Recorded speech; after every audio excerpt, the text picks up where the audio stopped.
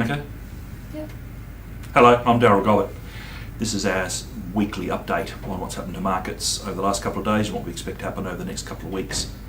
The US market has got back to now within about 4% of its in fact, intraday high back in late 2007, so the market's now at 1,513 points or so on the S&P 500.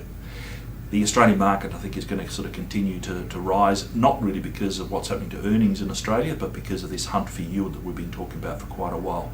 So, for example, Telstra, where there's really been no change in its earnings outlook of any significance, is now back to the levels it was last in early 08, and in fact, consistent with those levels we last saw back in 2002. And as we've seen, Commonwealth Bank, again, because of yield issues, has now gone past its record high. Some of the things coming up this week which might affect the markets, but I don't think are actually going to stop the upward trend. The house price index for the December quarter for Australia, the Bureau of Statistics, comes out on Tuesday, and we'd expect that's going to show, as with other indicators, that house prices in Australia are now starting to move sideways to higher. Retail trade comes out for the December on Wednesday, and again I think that's going to show a bit of a pickup, probably a little bit more than you'd seasonally expect. And the labour force numbers come out on Thursday, and again I expect we're going to be seeing probably a small growth in trend terms, and the unemployment rate probably staying around about 5.6%. Probably the biggest news, the Reserve Bank board meeting, which occurs tomorrow, Tuesday. My expectation is that they will cut the cash rate by a further 0.25%. Markets are factoring in a further cut, but perhaps not tomorrow, possibly in March. But the interesting issue for cash rates is that overall the markets are now really looking at 2.75, 2.7% as actually being the low point in this cycle.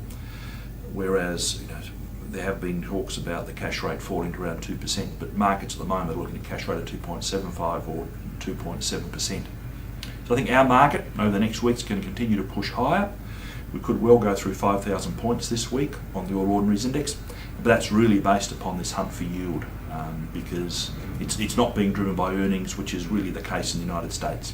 So interest rates staying low, further fall in term deposit rates likely to occur over the next couple of weeks. We think investors are going to continue to search for these higher income stocks, and overall that's going to be pretty good for the type of investments that clients have in their portfolios with us, because they really are focused on income in what have been pretty difficult market conditions. So further rise in the market, and perhaps the Reserve Bank coming out with another 0.25% cut, principally driven by the height of the Australian dollar, which is now around about $1.04.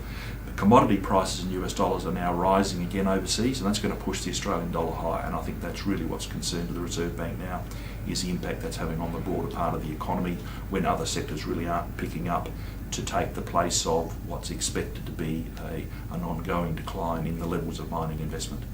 You can see more of this on our website, and follow us on our Twitter and Facebook feeds. Thank you.